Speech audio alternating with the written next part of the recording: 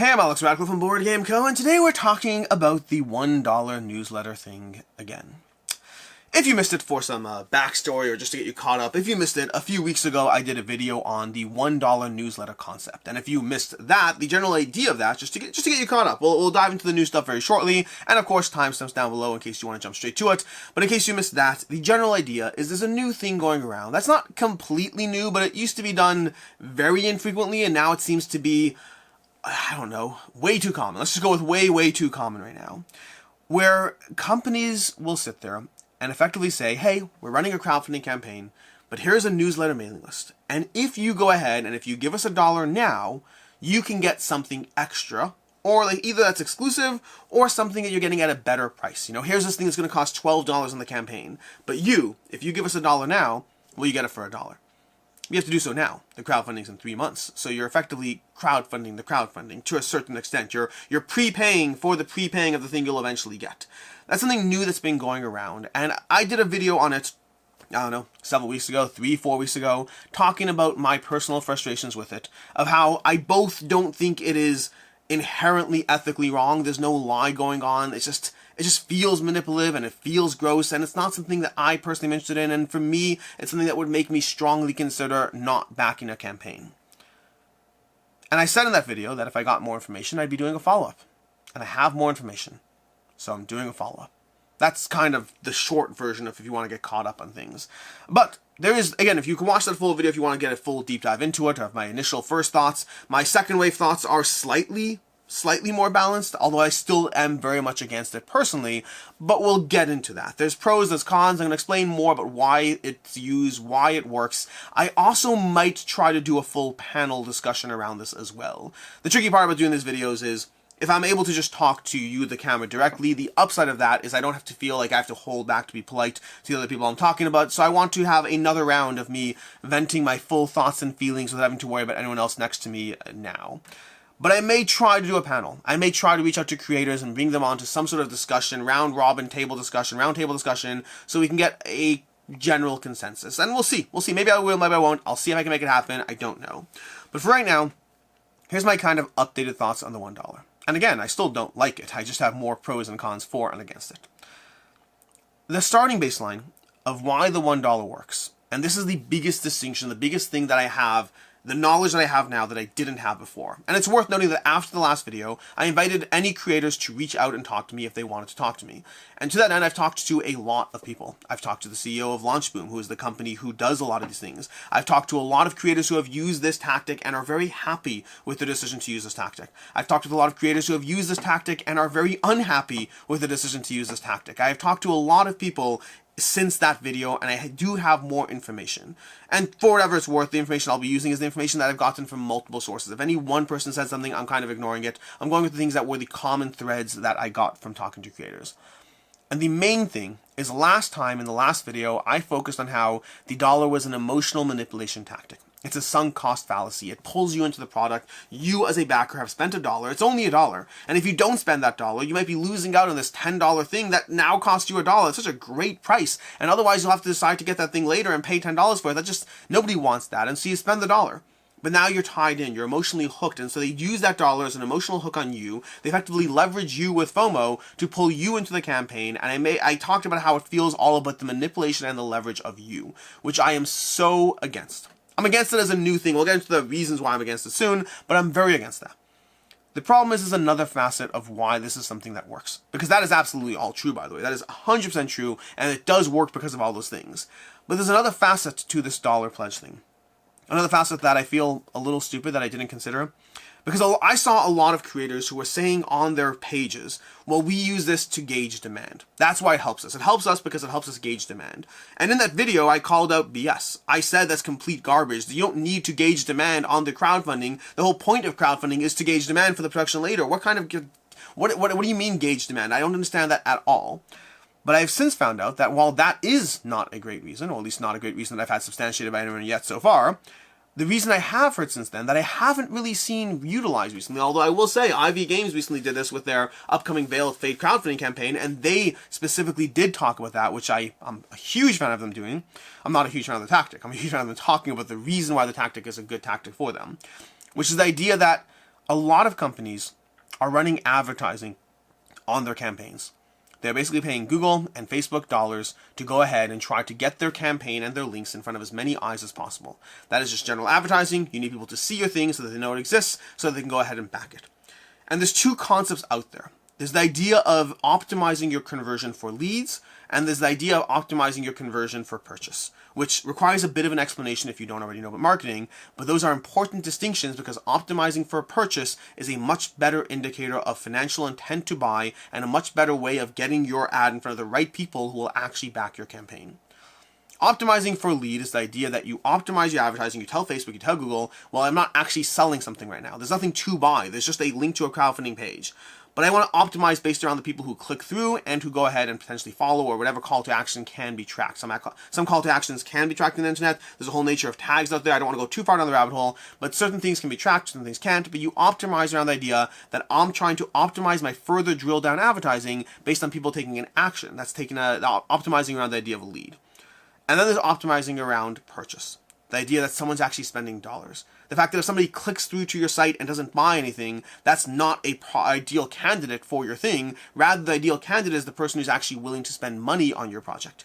And if you can get someone to even spend $1, that is a trackable, convertible purchase, that's a trackable conversion that you can go ahead and tell your advertising to optimize around a purchase, and that results in effectively you getting a much better, much more improved advertising funnel going on, which the net result is you as a creator spend less money than you might otherwise need to for the same amount of potentially relevant parties. To use the most basic example, instead of spending $10,000 to get your eyes in front of, 1,000 people who will back it, you might spend $10,000 to get your ad in front of 2,000 people who will back it. You effectively improve your ratio of how you're not wasting money on Google, wasting money on Facebook, but rather getting your ad in front of the eyes of the right people.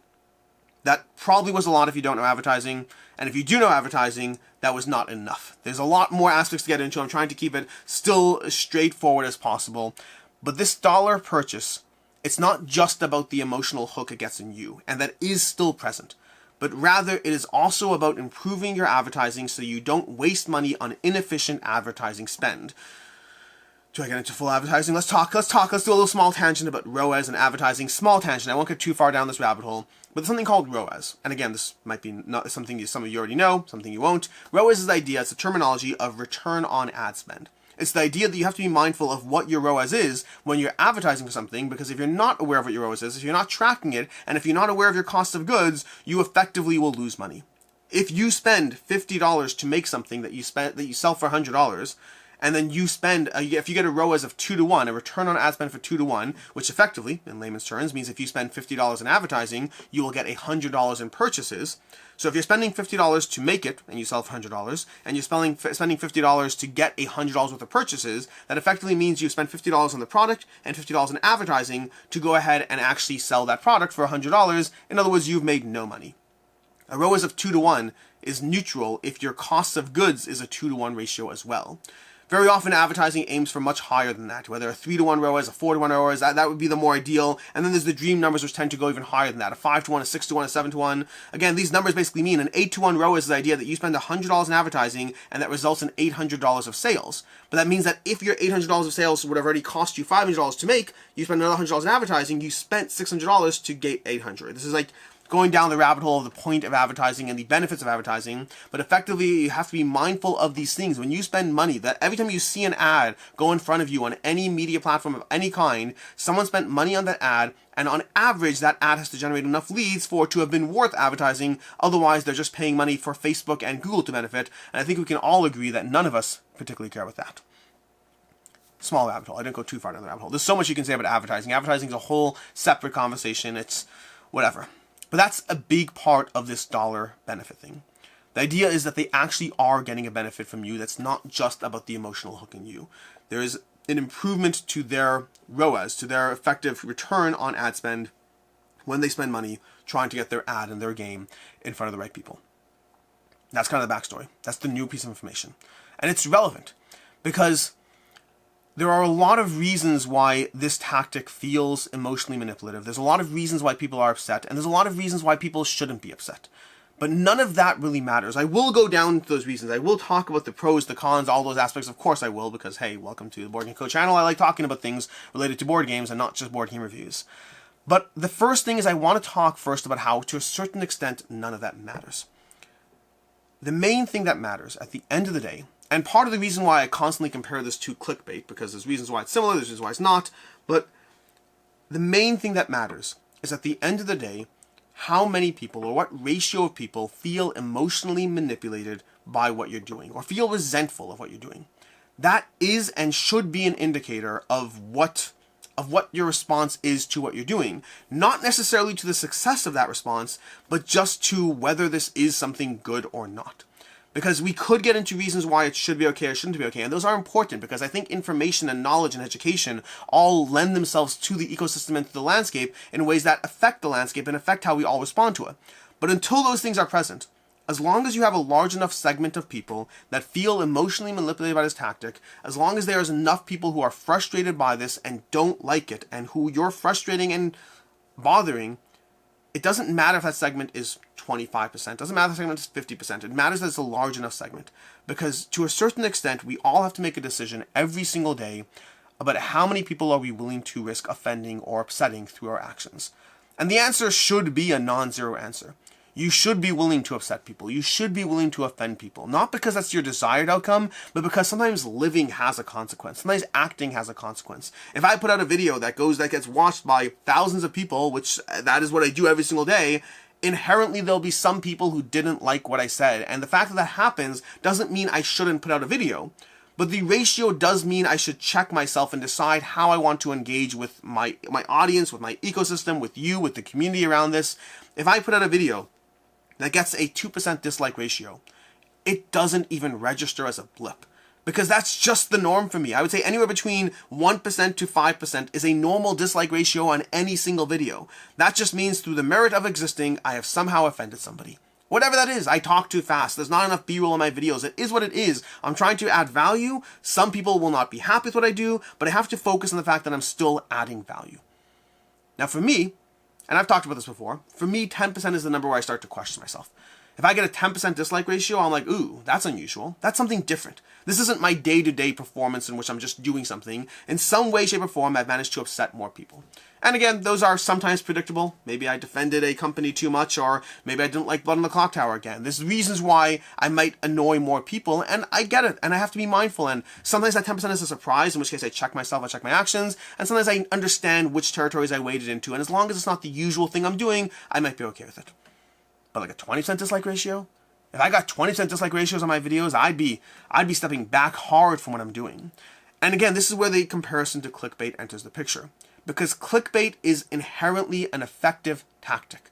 Making your videos sound like they are the best thing since sliced bread. The most dramatic thing in crowdfunding happened this week. The best campaigns that have ever existed. You know, people are taking advantage of you. If you make your videos sound like they are incredibly engaging when they're not, because clickbait is an interesting conversation. If I say the top most funded board game in crowdfunding because I'm talking about the top most funded board game in crowdfunding, that's not necessarily clickbait.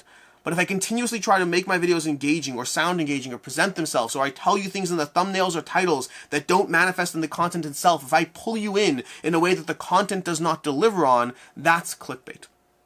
And it's effective. The harsh reality is it is effective. Clickbait is an effective tactic that does work. It pulls people into your video. Now, it does so by frustrating your community. It does so by frustrating your core audience, and so to a certain extent, clickbait is a content strategy that is more effective in the short term than it is in the long term. In the short term, it pushes your video out to more people. More people click, more people see it. The algorithm recommends it to more people, and more people find your channel. It is better for you as the creator. You get more funding in this case, in the form of views and likes and engagement and all those things. But you do so at the cost of having your core community feel betrayed. Now, it doesn't work in the long term.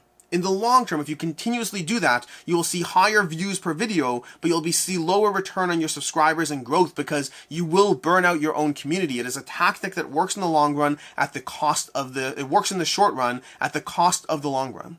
The problem is, and this is where crowdfunding is different, because in crowdfunding, when you put out a project, there is no long run or short run, because you can't run 17, you're not running videos every single week. You're running one campaign a year or two campaigns a year. The idea of that audience burnout, the fact that you managed to make the fact that you got your campaign in front of more eyeballs, the fact that you brought more people on board through this use, the fact that your advertising was improved and you got a better campaign for yourself, but at the cost of maybe 20% of your audience feeling upset.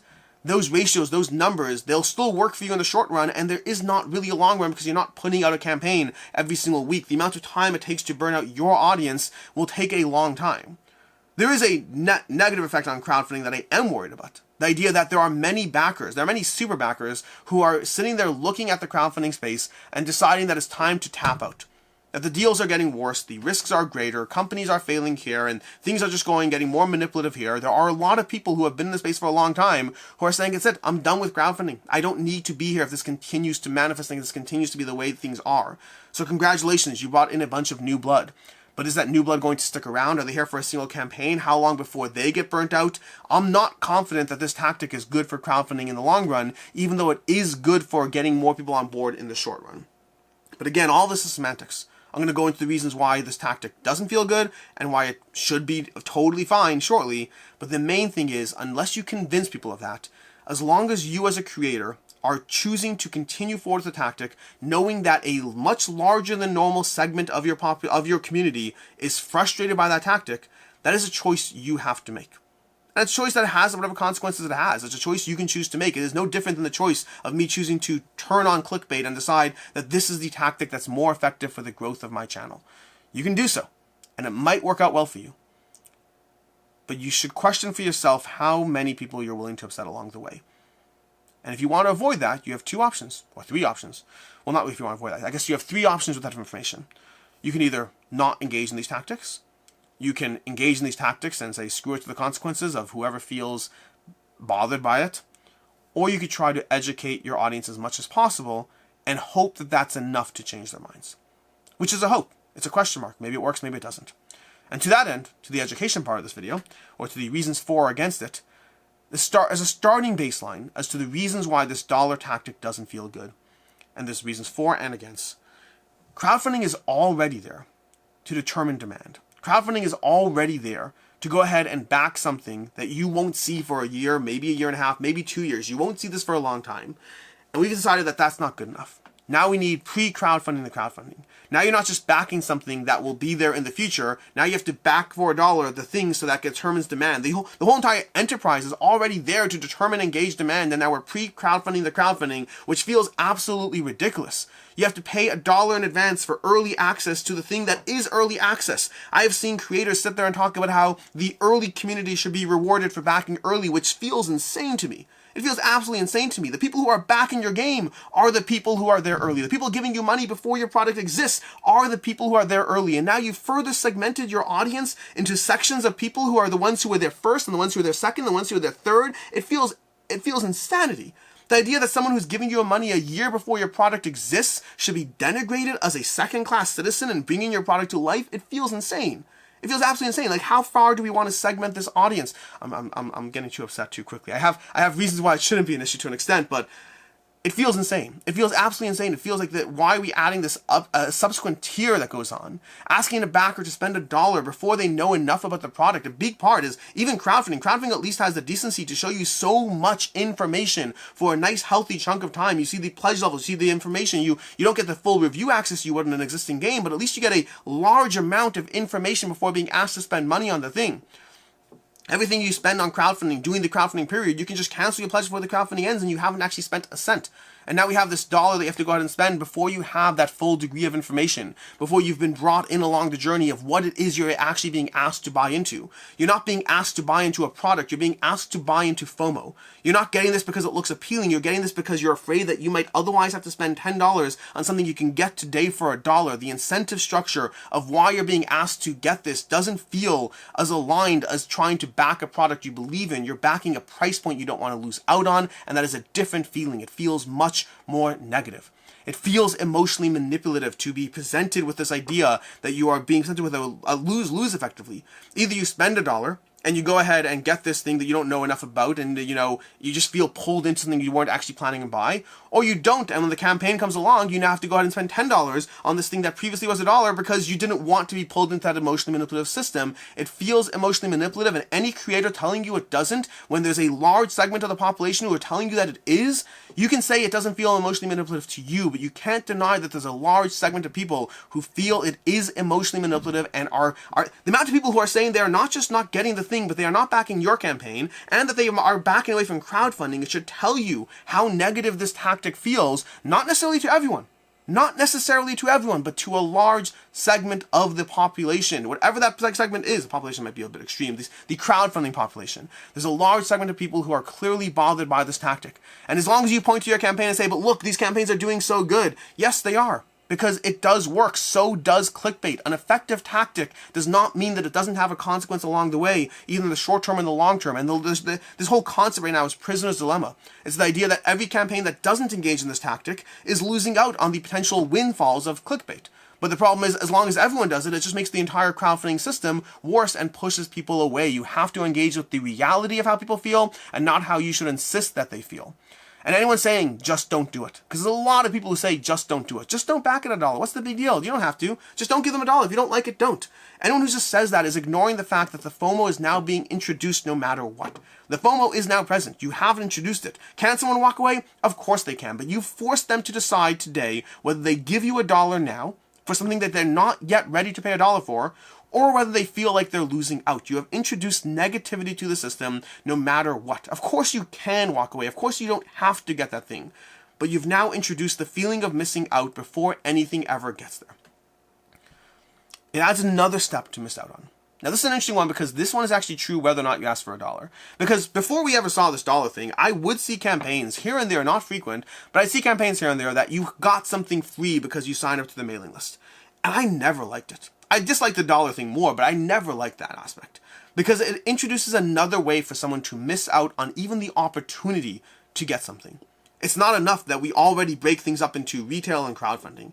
You have people who go ahead and see a game on the shelf, they look into it, they see there's 14 expansions they can't get their hands on because they were crowdfunding exclusive. You already have that in place. That system, that tiered aspect of forcing people into these brackets of missing out on the crowdfunding campaign just because they didn't even know it existed. That already exists, but at least to some extent it was necessary to bring the product to life, sure. But now we're introducing another tier to that. Well, you miss out on it because you missed the mailing list period. And you missed out on this because you missed the crowdfunding period. You're adding more tiers for people to miss out on, even if they would have, even if they wouldn't have a problem with it. It's no longer enough to know the game exists. It's no longer enough to know that the crowdfunding exists. Now you have to know that the crowdfunding existed, and if you missed out on any of those phases, you missed out on the game. It's just a frustrating set of feelings around this. But there are reasons why it shouldn't be a problem. And those are present too. Arguably, admittedly, I am less passionate about those reasons, but some of them are true, and one of them I am passionate about. The first is that a lot of the critiques that could be leveraged against this entire dollar system are the same exact critiques that can be leveraged around crowdfunding. At the end of the day, crowdfunding exists because it helps bring a product to life, and you have to offer exclusives because otherwise people won't back it. That's the reality of the situation, or at least they'll back it less and they'll bring it less to life. So the idea that you're not offering some form of deal or some form of exclusive content or something they can't get elsewhere, if you don't give people a reason to back, you will have less backers. And so the entire reason crowdfunding exists, it does have FOMO built into it because otherwise it wouldn't work as an infrastructure.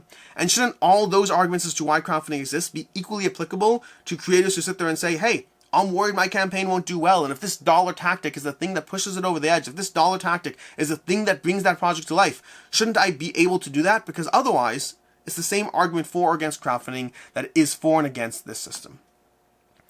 Second reason would be, it does help bring people to board gaming, to tabletop crowdfunding that wouldn't previously be there. We've seen this a lot with campaigns such as Botany and Beer Mountains, hugely successful campaigns that clearly brought an entire segment of the audience through this improved conversion funnel, through this improved optimizing for purchase advertising, where you're able to bring in a lot more people, you're able to reach more people through the better advertising metrics that bring people into crowdfunding who weren't previously there. And that means they're bringing people into board games who weren't previously there. And so there is the potential and the possibility that this is growing the board game hobby in a large extent. And do we really want to be so petty as to worry about, our dollar right now to be pushed back against something that might continuously grow the hobby and improve the ecosystem? Is that what we want for ourselves? Again, it sounds good on paper. I'm just not as passionate about the reason.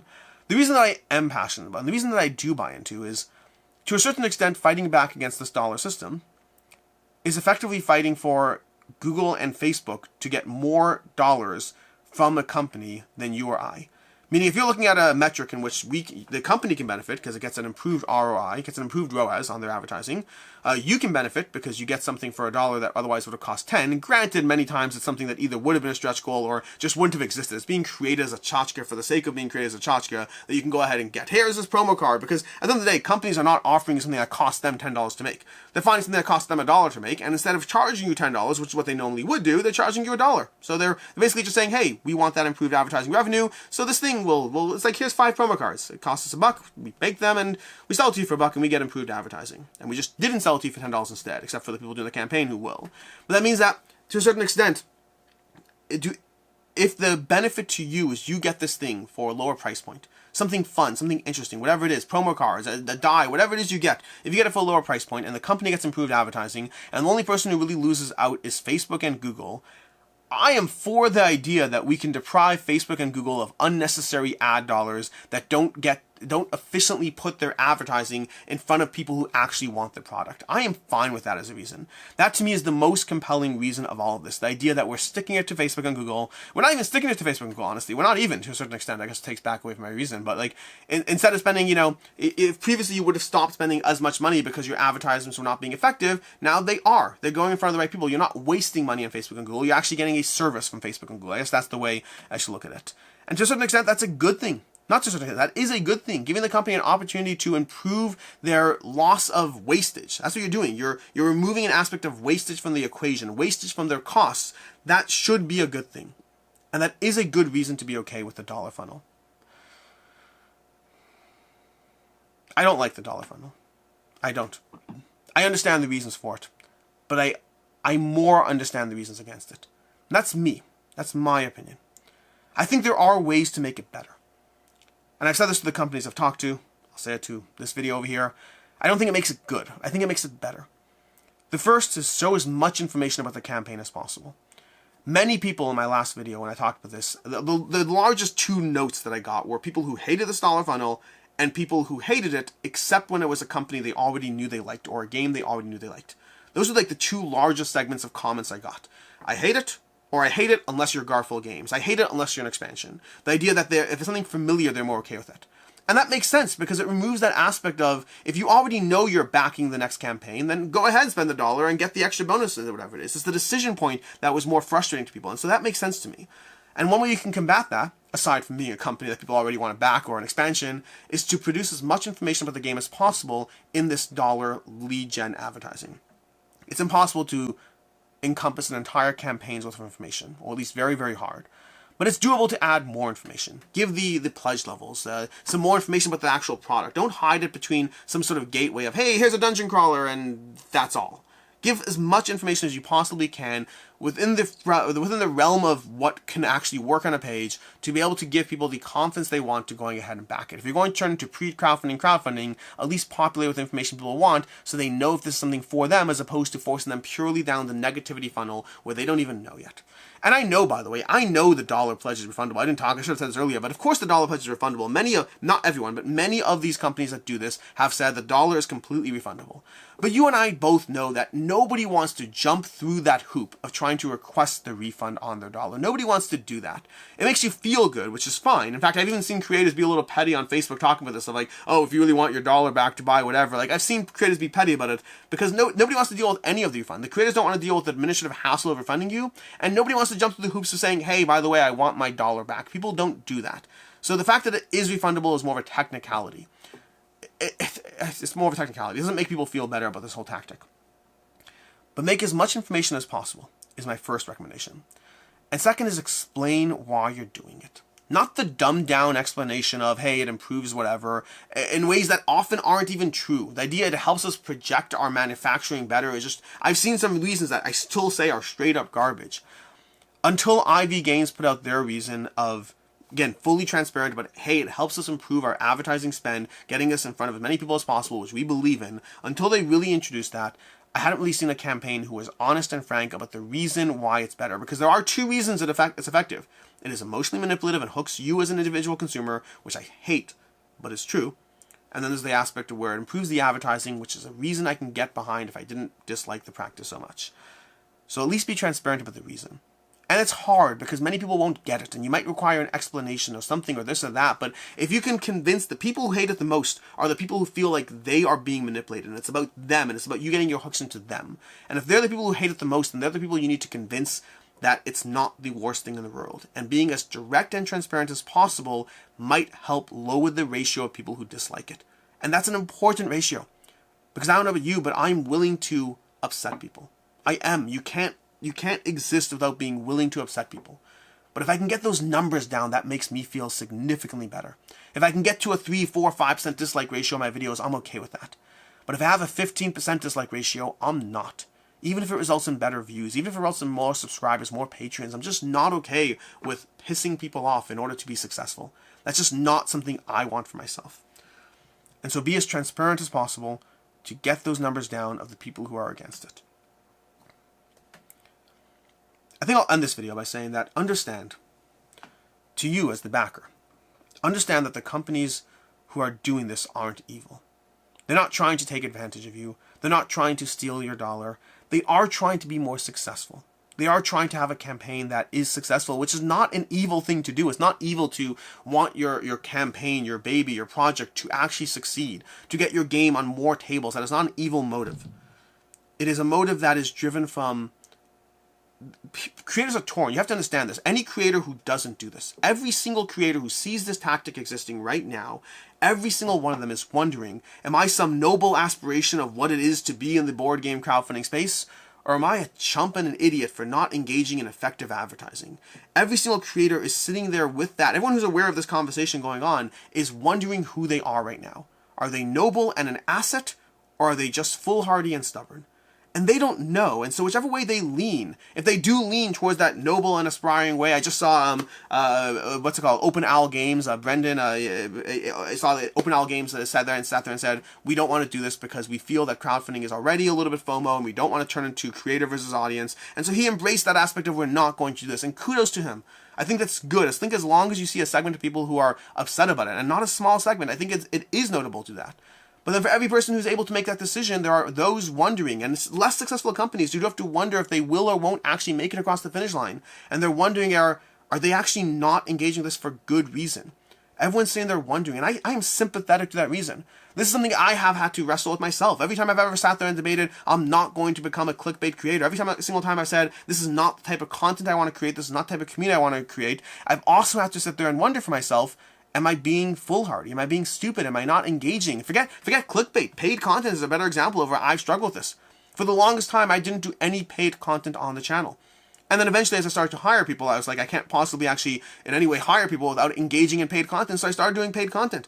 And it has been successful and it's been helpful. It's enabled me to actually work with people as opposed to just being myself. And so, but the entire time I sat there wondering, am I an idiot? Am I a fool for not engaging in this very common thing that's being done in the tabletop space? I understand the conflict around people having to make hard decisions.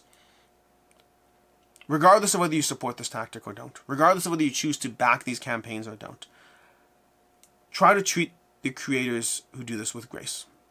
Make a decision for yourself. I'm not saying support them at all. By all means, if you don't like a tactic and you want to vote with your wallet, vote with your wallet.